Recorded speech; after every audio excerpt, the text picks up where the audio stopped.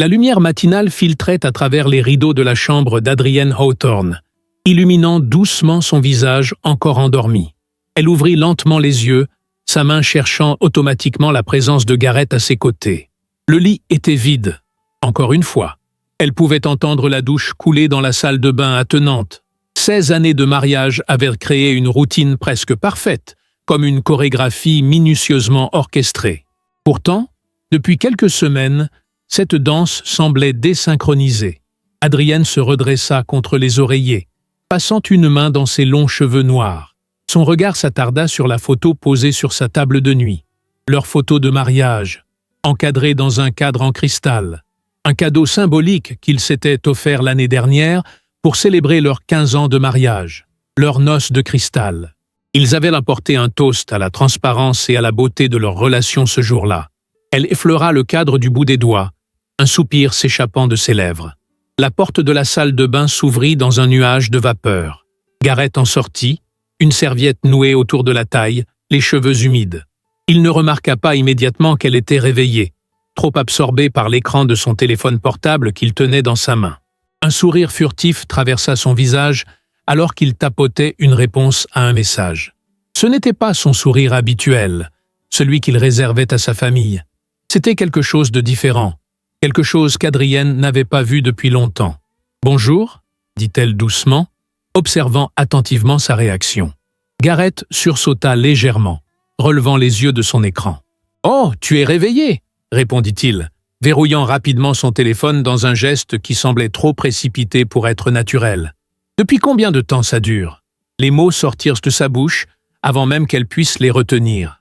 Sa voix était calme, presque détachée, comme si elle commentait la météo. Il se figea instantanément. Son visage, encore rouge de la chaleur de la douche, perdit soudain toute couleur. « De quoi est-ce que tu parles ?» demanda-t-il, tentant de paraître décontracté, mais sa voix trahissait sa nervosité. « Ne joue pas à ça avec moi, Gareth. » Adrienne se leva, croisant les bras sur sa poitrine. « Je ne suis pas idiote. Les nouveaux vêtements, les parfums coûteux, les dépenses inexpliquées sur la carte de crédit, et maintenant ces sourires mystérieux à ton téléphone. Tu deviens paranoïaque, » répondit-il rapidement, posant son téléphone écran vers le bas sur la commode. « C'est juste du travail. » Adrienne sentit une vague de colère monter en elle. « Du travail? À 7 heures du matin? Alors, ne touche plus à l'écran de ton téléphone. Ne le manipule pas. Donne-le-moi tel qu'il est, pour que je puisse voir ces choses de travail dont vous discutez. » Gareth recula d'un pas, comme physiquement repoussé par sa demande. « Après 16 ans de mariage, tu ne me fais pas confiance ?» L'ironie de ses paroles ne lui échappa pas. N'avaient-ils pas célébré la transparence de leur relation l'année précédente? Ce cristal, qu'ils avaient tant admiré, semblait maintenant terriblement fragile. Si tu me donnes ce téléphone maintenant, ou si tu me regardes dans les yeux et me dis la vérité, même si c'est douloureux, peut-être que nous avons encore une chance, offrit-elle, sa voix tremblante malgré ses efforts pour rester forte. Il détourna le regard, serrant le téléphone dans sa main. C'était toute la confirmation dont elle avait besoin. « Je veux divorcer », déclara-t-elle, les mots aussi tranchants que du verre brisé. Les larmes montèrent à ses yeux alors qu'elle se détournait pour quitter la chambre. Gareth fit un mouvement pour la rattraper, sa main effleurant son bras. « Adrienne, attends, ce n'est pas ce que tu crois.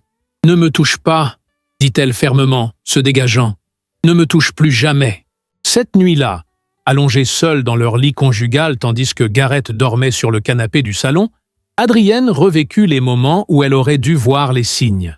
Cindy, leur fille de 15 ans, avait été la première à remarquer les changements chez son père. « Papa a acheté des vêtements bizarrement à la mode », avait-elle commenté un jour en levant les yeux au ciel. « Et il sent comme s'il s'était baigné dans du parfum. » Adrienne avait ri à l'époque, pensant que c'était juste une crise de la quarantaine. Mais les remarques de Cindy avaient semé une graine de doute. Elle avait commencé à remarquer d'autres détails. Des appels téléphoniques que Gareth prenait dans une autre pièce, des heures supplémentaires soudaines au travail, de petits mensonges qui semblaient insignifiants pris isolément, mais qui formaient désormais un tableau troublant. C'était la semaine précédente qu'Adrienne avait finalement décidé d'agir sur ses soupçons. Après avoir découvert des frais non identifiés sur leur relevé de carte de crédit, elle avait consulté la docteure Catherine Winters, une avocate spécialisée en droit de la famille. « Ce n'est qu'une consultation ?»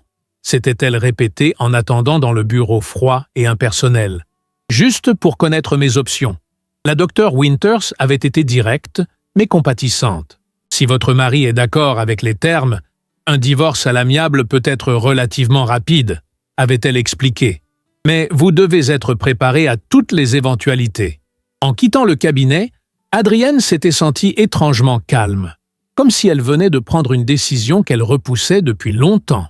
Elle avait parlé à Cindy ce soir-là, prudemment, sans révéler ses soupçons les plus sombres. « Maman, je sais que quelque chose ne va pas », avait dit sa fille avec une maturité surprenante pour ses 15 ans. « Je vois comment papa agit différemment. » Dexter, leur fils de 7 ans, restait heureusement inconscient des tensions croissantes. Son monde était encore simple et sûr, rempli de dessins animés et de jeux. Adrienne était déterminée à le protéger de la tempête qui se préparait. Les 2 jours qui suivirent sa confrontation avec Garrett furent comme vivre dans une maison de verre fêlée. Ils se parlaient à peine, limitant leurs échanges aux questions pratiques concernant les enfants. Cindy observait tout avec des yeux trop perceptifs, tandis que Dexter sentait la tension sans comprendre son origine. Le soir du 2e jour, alors qu'Adrienne débarrassait la table après un dîner silencieux, Garrett parla enfin. « Nous devons parler », dit-il doucement, une fois les enfants montés dans leur chambre. Ils s'assirent dans le salon, là où il avait dormi ces dernières nuits. Le silence entre eux était presque assourdissant. Finalement, après ce qui sembla être une éternité, il commença à parler. « Je ne voulais pas que ça arrive, » dit-il, fixant ses mains. « Je me sentais invisible, comme si tu ne me voyais plus vraiment. » Adrienne resta silencieuse, attendant qu'il continue, chaque mot comme une lame s'enfonçant dans son cœur. « Son nom est Jessica, » admit-il finalement. « Elle travaille dans mon département. C'était juste des conversations au début, puis des cafés après le travail. Je me sentais écouté, apprécié. Épargne-moi les détails, » interrompit Adrienne, sa voix à peine plus forte qu'un murmure. « Est-ce que tu as couché avec elle ?» Garrett hésita, puis secoua la tête. « Non, nous ne sommes pas allés jusque-là.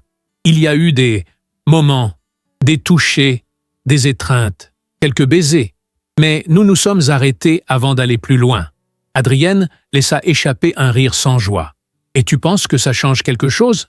La trahison a commencé au moment où tu as choisi de lui sourire plutôt qu'à moi, de lui parler de tes problèmes plutôt qu'à moi, de penser à elle quand tu étais avec moi. » Il resta silencieux, incapable de nier. « Je maintiens ce que j'ai dit, » déclara Adrienne avec une fermeté qui la surprit elle-même. « Je veux divorcer. » Garrett quitta la maison le lendemain matin, emportant une valise hâtivement remplie de vêtements et d'effets personnels. « J'ai besoin de temps pour réfléchir, » avait-il dit, évitant le regard d'Adrienne. « Je resterai chez un ami quelques jours. » Elle n'avait pas demandé lequel.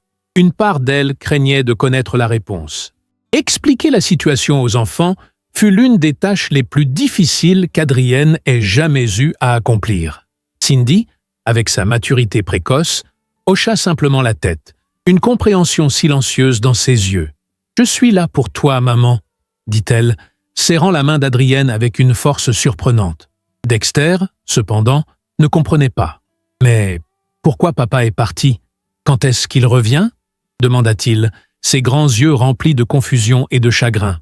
Adrienne sentit son cœur se briser en 1000 morceaux en voyant son petit garçon aussi désemparé. « Papa a besoin d'un peu d'espace, chérie, » répondit-elle doucement, choisissant ses mots avec soin. « Les adultes ont parfois besoin de temps pour réfléchir à certaines choses.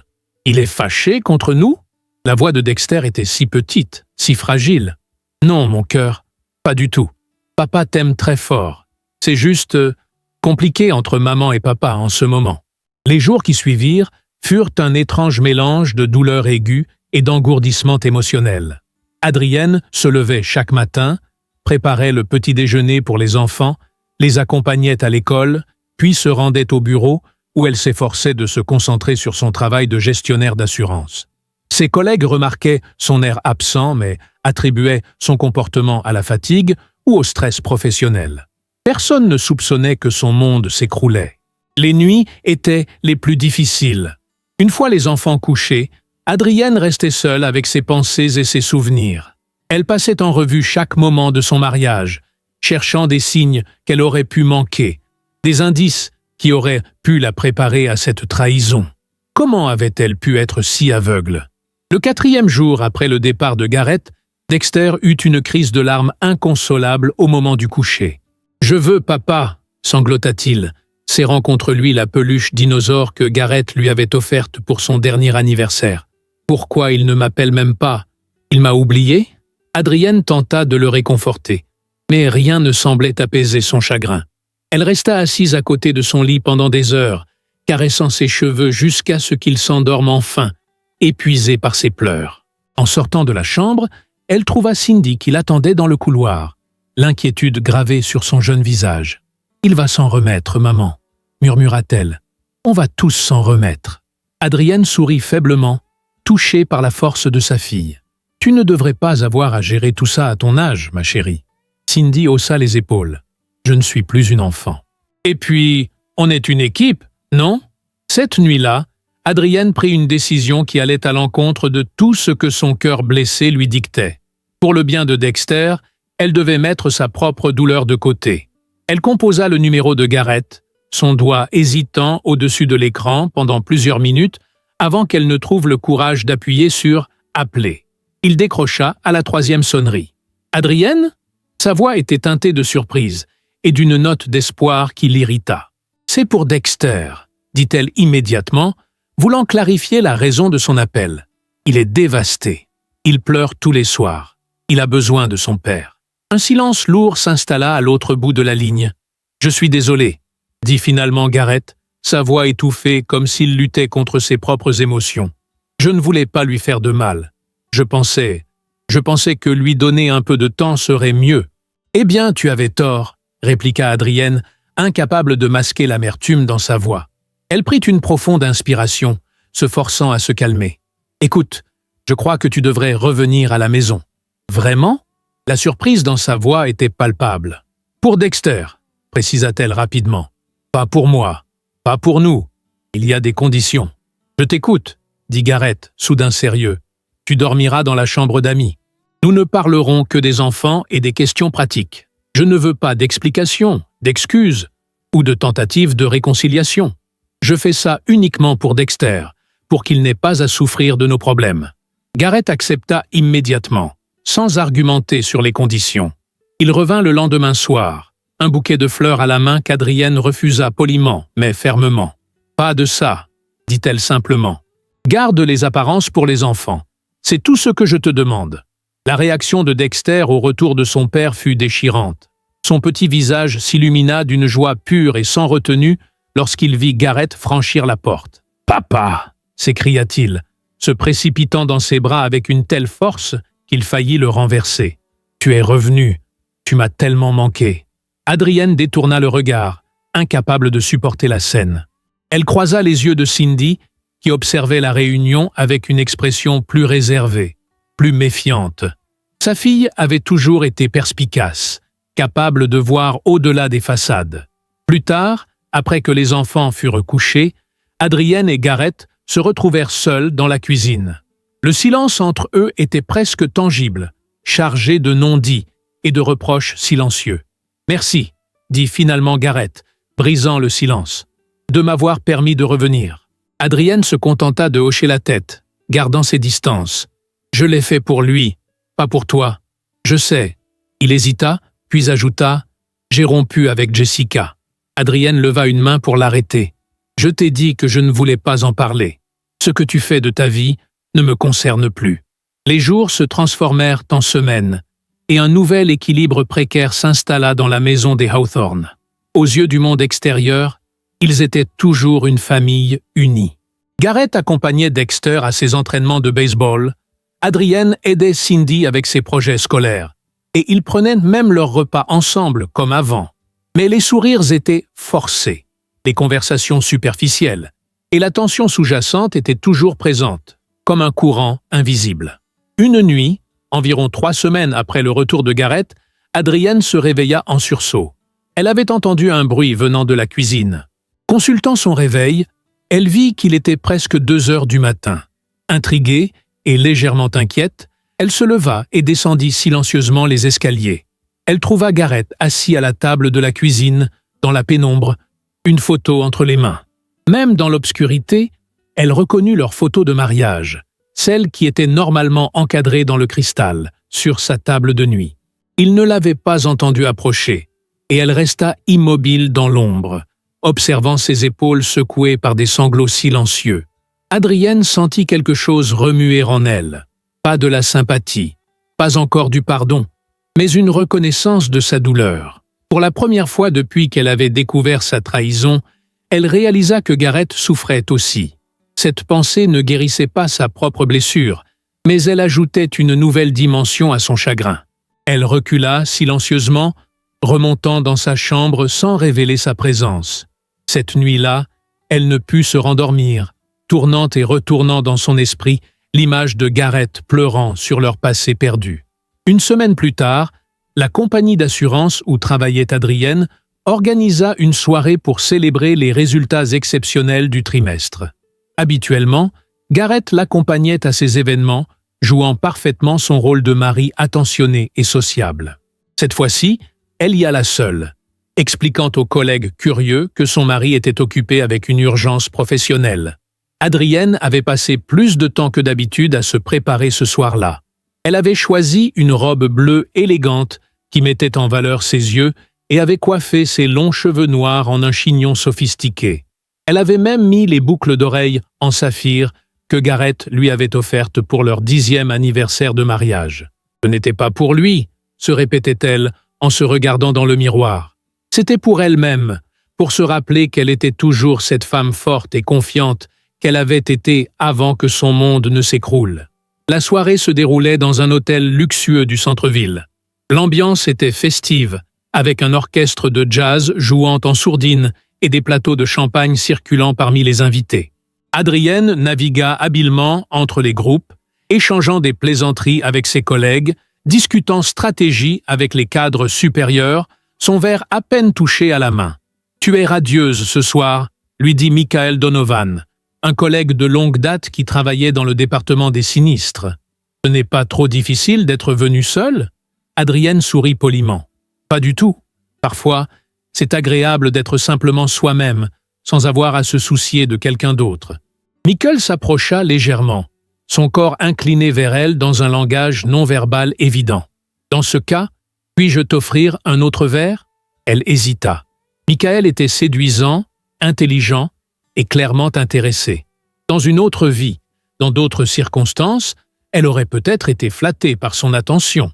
Mais malgré tout ce qui s'était passé, malgré la trahison de Gareth et sa décision ferme de divorcer, elle se sentait étrangement liée, comme si elle n'était pas vraiment libre. « Merci, mais je vais devoir décliner, » répondit-elle doucement. « Je dois rentrer tôt. Les enfants m'attendent. » Michael hocha la tête, comprenant sans insister. Une autre fois, peut-être. Sur le chemin du retour, assise dans le taxi qui la ramenait chez elle, Adrienne se surprit à réfléchir à ce moment. Pourquoi avait-elle refusé? Ce n'était pas par loyauté envers un mariage qu'elle considérait déjà comme terminé. Ce n'était pas non plus par peur de l'inconnu. C'était quelque chose de plus profond, de plus complexe. Une hésitation à tourner complètement la page, à admettre que 16 années de sa vie étaient réellement finies. Lorsqu'elle arriva à la maison, les lumières du salon étaient encore allumées. Cindy l'attendait, levée dans le fauteuil avec un livre. « Tu n'es pas encore couché ?» demanda Adrienne, déposant son sac à main sur la console de l'entrée. « Je voulais t'attendre », répondit sa fille, refermant son livre. « Comment c'était ?»« Agréable. Un peu ennuyeux vers la fin. » Adrienne s'assit près de Cindy, retirant ses talons hauts avec un soupir de soulagement. « Comment s'est passée la soirée ici ?» Cindy hésita un instant avant de répondre. « Bien.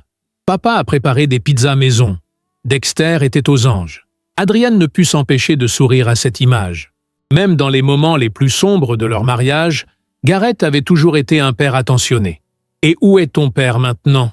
Dans sa chambre, je suppose, dit Cindy avec un haussement d'épaule. Puis, après un moment de silence, elle ajouta. Sais-tu ce que Dexter a dit pendant le dîner? Il a dit qu'il était content que notre famille soit réparée. Adrienne sentit son cœur se serrer.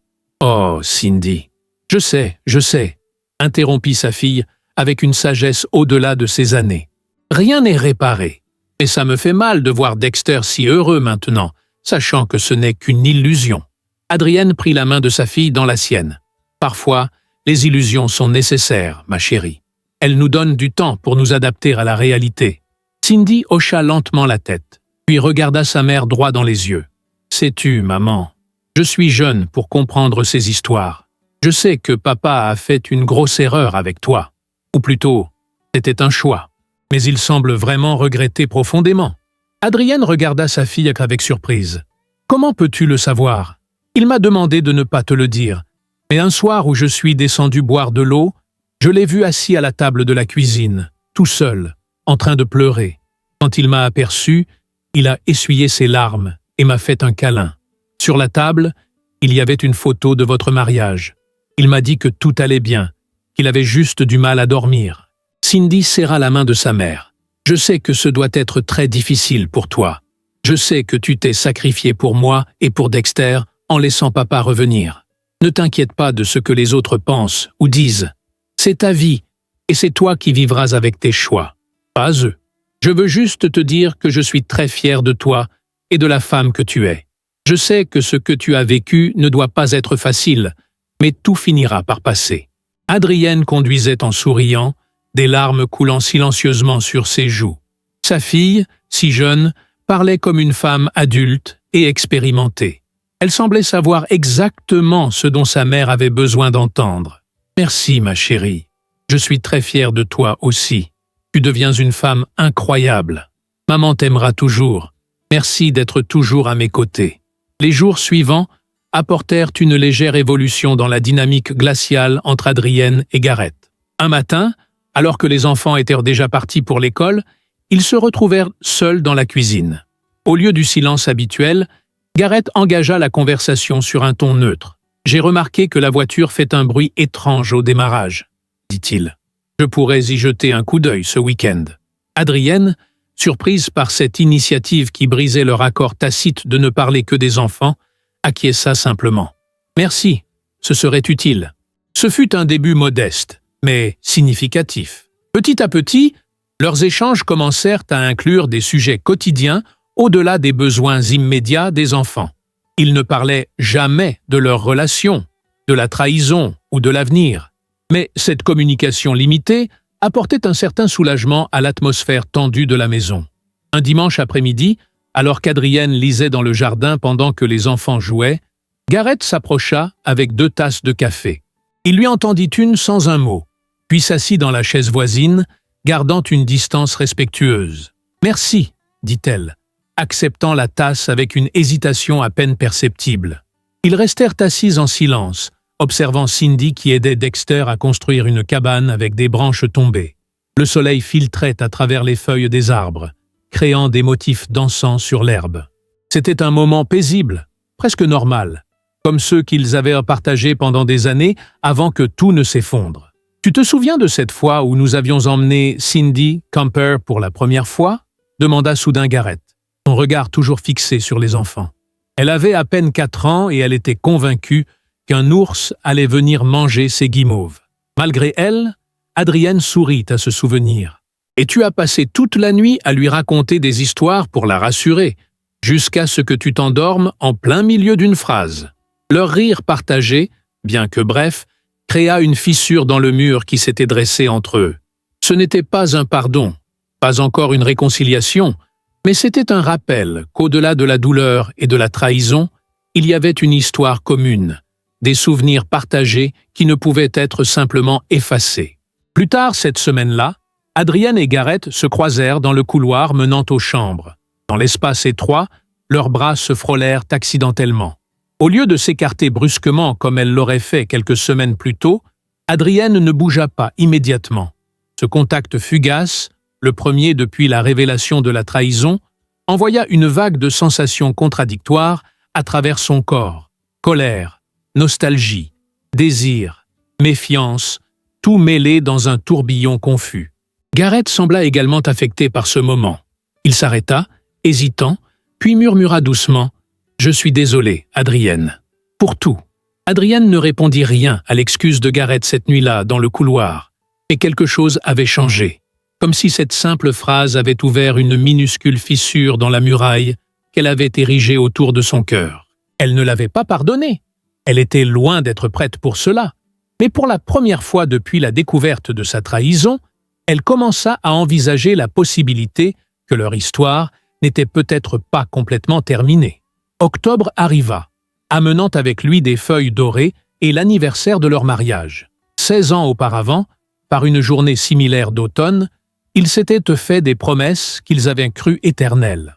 Adrienne avait presque oublié cette date, ou plutôt, elle avait essayé de l'effacer de sa mémoire, considérant qu'il n'y avait plus rien à célébrer. Ce matin-là, elle descendit à la cuisine pour préparer le petit déjeuner des enfants comme d'habitude. En ouvrant la porte du réfrigérateur, elle remarqua un post-it jaune collé sur la bouteille de lait. « Joyeux anniversaire !» Sans attente, juste un souhait. L'écriture était celle de Gareth, ses lettres légèrement inclinées qu'elle connaissait si bien après toutes ces années. Adrienne resta immobile un long moment, le post-it entre les doigts. Une partie d'elle voulait le froisser, rejeter ce rappel d'une union qui avait volé en éclats. Mais une autre partie, celle qui avait commencé à s'ouvrir au souvenir des bons moments, celle qui avait ri avec lui dans le jardin en regardant leurs enfants, cette partie hésitait. La journée se déroula normalement. Adrienne travailla au bureau, enchaîna les réunions, répondit aux emails, tout en évitant soigneusement de penser à ce que cette date représentait autrefois. En rentrant chez elle, elle trouva la maison étrangement silencieuse. Un mot de Cindy sur la table indiquait « Maman, je suis allé au cinéma avec mes amis. Je serai rentré pour le dîner. Dexter est chez son ami Lucas pour jouer. Madame Collins le ramènera vers 18h. Bisous. » Adrienne monta à l'étage pour se changer. En poussant la porte de sa chambre, elle s'arrêta net. Sur son lit reposait un magnifique bouquet de lys blanc, ses fleurs préférées, accompagnées d'une enveloppe scellée. Le seau de cire portait le même motif que celui utilisé sur leur faire-part de mariage, il y a 16 ans. Ses mains tremblaient légèrement lorsqu'elle prit l'enveloppe. Elle s'assit au bord du lit, hésitant quelques secondes avant de briser le seau. À l'intérieur se trouvait une lettre manuscrite, écrite sur le même papier crème que leur vœu de mariage. « Adrienne, je ne sais pas comment commencer cette lettre. Les mots semblent si insuffisants face à la douleur que je t'ai causée. Il serait facile de dire que j'ai fait une erreur, mais ce serait minimiser la réalité. J'ai fait un choix terrible, égoïste, qui a brisé la confiance qui était le fondement même de notre relation. Ces derniers mois m'ont forcé à me regarder en face, à voir l'homme que j'étais devenu et que je ne reconnaissais plus. J'ai cherché ailleurs ce que j'avais déjà, ton amour, ton soutien, ta force. J'ai été aveugle et stupide. Je ne t'écris pas pour te demander pardon, je sais que je n'en ai pas le droit. Je ne t'écris pas non plus pour te supplier de me reprendre. Cette décision t'appartient entièrement et je respecterai ton choix, quel qu'il soit. Je t'écris simplement pour te dire que ces 16 années à tes côtés ont été les plus belles de ma vie, que malgré mes actions impardonnables, je n'ai jamais cessé de t'aimer, que les souvenirs que nous avons créés ensemble, les enfants merveilleux que nous avons élevés, sont les trésors les plus précieux de mon existence. Si tu décides qu'il est temps pour nous de suivre des chemins séparés, je l'accepterai avec respect et dignité.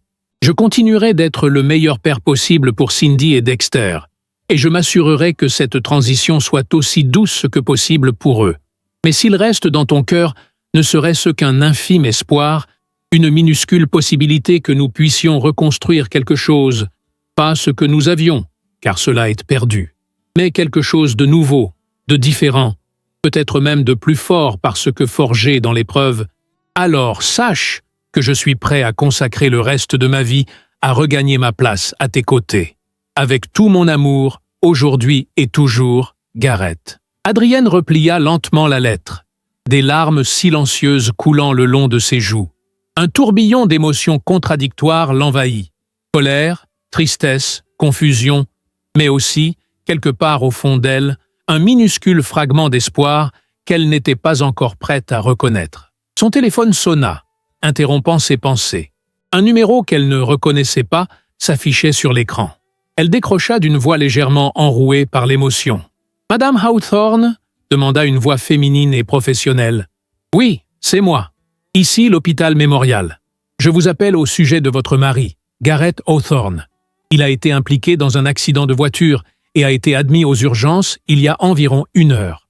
Le monde sembla s'arrêter de tourner. Un accident? Est-ce qu'il va bien? Sa voix n'était plus qu'un murmure étranglé.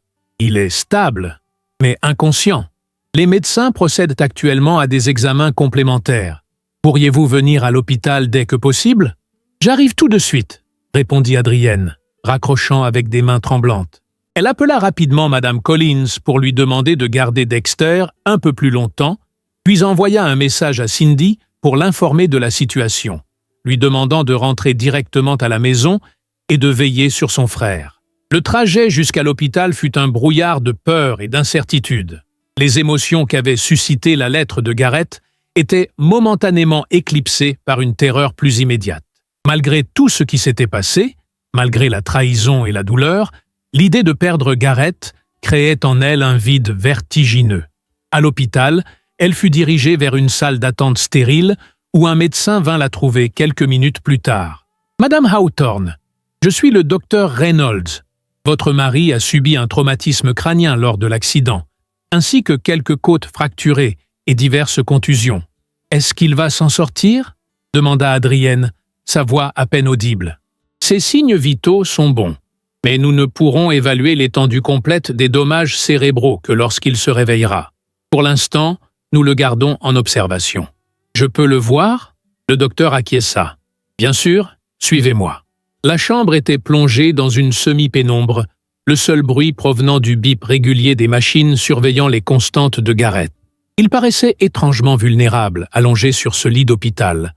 Un bandage autour de la tête, des ecchymoses commençant à se former sur son visage. Adrienne s'approcha lentement, prenant sa main inerte dans la sienne. « Garrett » murmura-t-elle doucement. « Je suis là. » Elle resta assise à son chevet pendant des heures, tenant sa main, observant chaque mouvement imperceptible de son visage, chaque fluctuation sur les moniteurs. Pendant ce temps, ses pensées revenaient sans cesse à la lettre, aux mots sincères qui y étaient inscrits, au choix qu'elle allait devoir faire. En début de soirée, elle sortit brièvement pour appeler Cindy et s'assurer que tout allait bien à la maison. Sa fille, une fois de plus, fit preuve d'une maturité exceptionnelle, la rassurant qu'elle s'occupait parfaitement de Dexter et qu'il pouvait se débrouiller seul pour la nuit si nécessaire. De retour dans la chambre, Adrienne remarqua que le sac de Garrett avait été placé dans un coin. À l'intérieur se trouvaient ses effets personnels récupérés après l'accident. Par un réflexe presque inconscient, elle fouilla dans le sac et trouva son portefeuille. En l'ouvrant, quelque chose glissa et tomba au sol. Une petite photo, cornée et usée. Adrienne la ramassa et son cœur se serra en reconnaissant l'image. C'était une vieille photo d'elle, prise lors de leur lune de miel.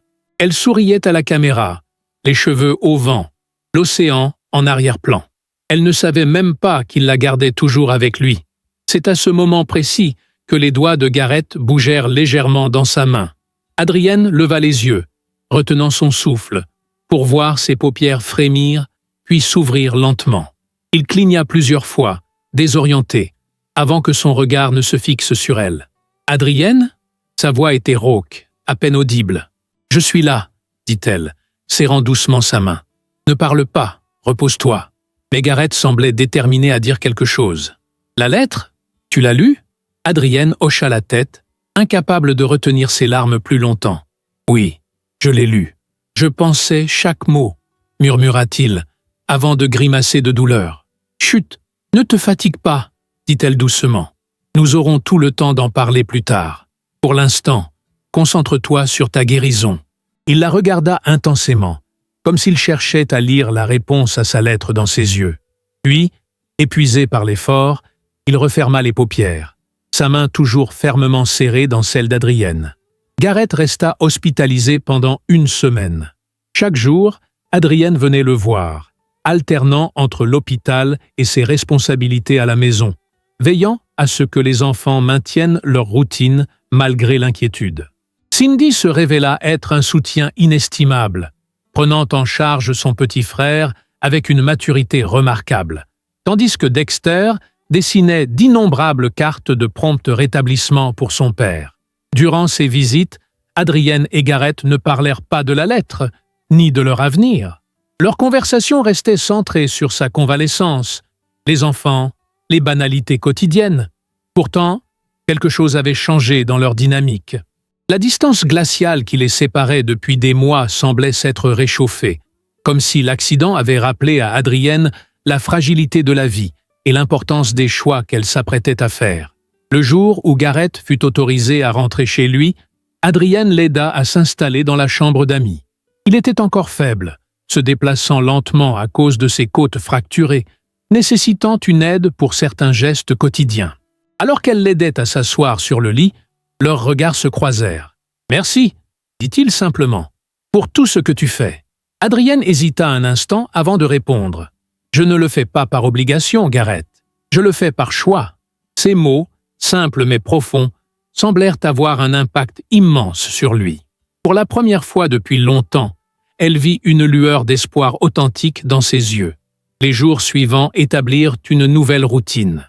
Adrienne travaillait depuis la maison pour pouvoir s'occuper de Garrett, lui apportant ses médicaments, changeant ses pansements, l'aidant à se déplacer quand la douleur était trop intense. Petit à petit, ces moments de soins physiques créèrent une nouvelle forme d'intimité entre eux, non pas l'intimité passionnée d'autrefois, mais quelque chose de plus profond, de plus fondamental. Une nuit, alors que les enfants dormaient, ils se retrouvèrent dans la cuisine. Adrienne préparait une tisane pour Garrett quand il aborda finalement le sujet qui planait entre eux depuis l'accident. « J'ai eu beaucoup de temps pour réfléchir à l'hôpital », commença-t-il, sa voix encore légèrement enrouée. « À nous, à ce que j'ai fait, à ce que j'ai failli perdre définitivement. » Adrienne posa la tasse devant lui et s'assit à la table, son propre thé entre les mains. « Je t'écoute, » dit-elle doucement. « Je ne cherche pas d'excuses, » continua Garrett. « Ce que j'ai fait est impardonnable. Mais je veux que tu saches pourquoi. Pas pour me justifier, mais pour que tu comprennes. » Il prit une profonde inspiration, comme pour rassembler son courage. Ces dernières années, j'ai eu l'impression de disparaître. Pas physiquement, bien sûr, mais d'être devenu invisible. Pour toi, pour le monde. J'étais juste là, remplissant mon rôle, faisant ce qu'on attendait de moi. Mais je ne me sentais plus vu, plus désiré, plus nécessaire. « Tu aurais pu m'en parler » murmura Adrienne, sentant sa gorge se nouer. « J'aurais dû » acquiesça-t-il. « Mais j'avais peur. Peur que tu confirmes ce que je redoutais, que tu ne me voyais plus vraiment, que j'étais devenu juste une partie du décor de notre vie bien ordonnée. » Il fit une pause, ses yeux fixés sur sa tasse. Quand Jessica a commencé à me prêter attention au travail, à s'intéresser à mes opinions, à rire à mes blagues, j'ai senti que j'existais à nouveau. C'était comme si quelqu'un avait allumé une lumière dans une pièce sombre. Je n'ai pas cherché cette situation, Adrienne, mais je n'ai pas eu la force de l'arrêter non plus. Adrienne sentit des larmes monter, mais les retint. « Je comprends mieux maintenant », dit-elle doucement. « Pas que ça excuse ce qui s'est passé, mais je comprends. » Un silence s'installa entre eux, non pas le silence tendu des derniers mois, mais un silence pensif, presque apaisant. « J'ai aussi beaucoup réfléchi », reprit finalement Adrienne. « À nous, à notre mariage, je me suis rendu compte que j'avais aussi ma part de responsabilité dans ce qui nous est arrivé. » Garrett leva les yeux, surpris par cet aveu inattendu. « Non pas dans ta décision de me trahir, » précisa-t-elle rapidement. « Cette responsabilité t'appartient entièrement, mais dans la façon dont notre relation s'est fossilisée. J'étais tellement concentré sur la construction d'une vie stable et prévisible que j'ai oublié de nourrir ce qui nous unissait au départ. J'ai pris pour acquis que tu serais toujours là, exactement comme tu l'avais toujours été. Je ne t'ai pas vu disparaître, comme tu dis. » Garrett tendit la main à travers la table, un geste hésitant, presque timide. Après un moment d'hésitation, Adrienne posa sa main dans la sienne. « Où allons-nous maintenant » demanda-t-il, sa voix trahissant sa vulnérabilité. Adrienne réfléchit longuement avant de répondre. « Je ne sais pas exactement, » admit-elle finalement. « Mais je pense que nous pourrions peut-être essayer de recommencer. Pas depuis là où nous nous sommes arrêtés, mais depuis le début, comme deux personnes qui se découvrent à nouveau. » Le visage de Gareth s'illumina d'un espoir qu'il n'osait exprimer. « Tu es sûr ?»« Non, » répondit-elle honnêtement. « Je ne suis sûr de rien. La confiance ne reviendra pas en un jour, Gareth. Elle devra être reconstruite, brique par brique. Et je ne peux pas te promettre que j'y parviendrai complètement, mais je suis prête à essayer. » Ce soir-là, pour la première fois depuis la découverte de la trahison, Adrienne l'aida à monter dans leur chambre commune. Ce n'était pas un retour à leur intimité d'autrefois. Gareth dormirait sur un lit d'appoint installé près de la fenêtre jusqu'à ce qu'il puisse se déplacer plus facilement. Mais c'était un premier pas symbolique vers une possible réconciliation. Les semaines suivantes furent comme une lente convalescence, non seulement pour les blessures physiques de Gareth, mais aussi pour les blessures émotionnelles de leur mariage. Il y eut des moments difficiles, des conversations qui ravivaient d'anciennes douleurs, des questions qui provoquaient des réactions défensives, des souvenirs qui revenaient hanter Adrienne, au moment le plus inattendu. Mais il y eut aussi des moments de redécouverte, des dîners en tête-à-tête après que les enfants étaient couchés, où ils parlaient pendant des heures, comme au début de leur relation, des promenades lentes dans le parc voisin, où Gareth, s'appuyant parfois sur Adrienne pour soulager ses côtes encore douloureuses, lui racontait des anecdotes de son enfance qu'il n'avait jamais partagées auparavant, des soirées à regarder, de vieux albums photos, redécouvrant leur histoire commune à travers un nouveau prisme.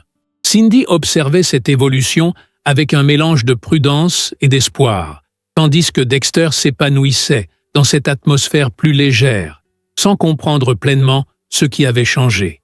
Un soir, presque 3 mois après l'accident, alors qu'ils étaient assis sur la terrasse arrière, regardant les étoiles commencer à apparaître dans le ciel crépusculaire, Gareth prit doucement la main d'Adrienne. « J'ai quelque chose pour toi, » dit-il, sortant un petit écrin de sa poche.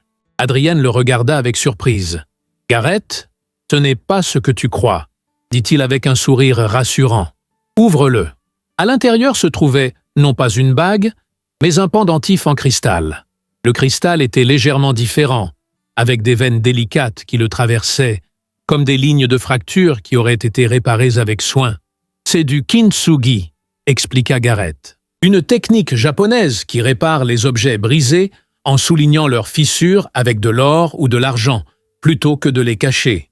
L'idée est que quelque chose qui a été brisé puis réparé peut devenir plus beau et plus précieux qu'avant, justement parce qu'il porte les marques de son histoire. » Adrienne prit délicatement le pendentif, le tournant entre ses doigts, admirant la façon dont la lumière se reflétait dans les veines argentées qui parcouraient le cristal. « C'est pour notre anniversaire de mariage, » continua Gareth. « Je sais qu'il est passé depuis longtemps, mais je voulais quand même marquer l'occasion.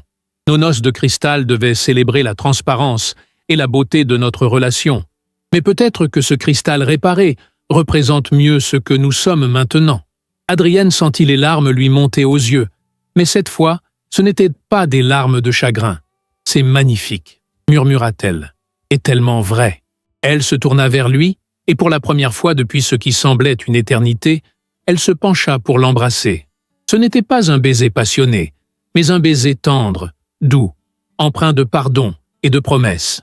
Ce soir-là, allongé à côté de Gareth dans leur lit commun, qu'il avait réintégré progressivement au fil des semaines, Adrienne réfléchissait à leur parcours. L'amour qu'ils avaient partagé autrefois n'existait plus, du moins pas sous sa forme originelle. Il avait été brisé, irrémédiablement changé par la trahison et la douleur. Mais à sa place naissait quelque chose de nouveau, quelque chose de différent mais peut-être de plus profond, un amour conscient de sa propre fragilité, un amour qui ne tenait rien pour acquis. Comme le pendentif en cristal réparé, leur relation portait désormais les marques visibles de ses fractures.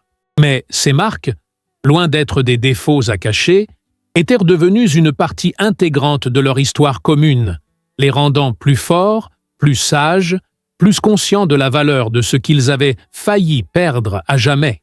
Adrienne ne savait pas ce que l'avenir leur réservait, si cette reconstruction résisterait à l'épreuve du temps. Mais pour la première fois depuis longtemps, elle envisageait cet avenir avec espoir plutôt qu'avec crainte. Parce qu'elle avait compris une vérité fondamentale.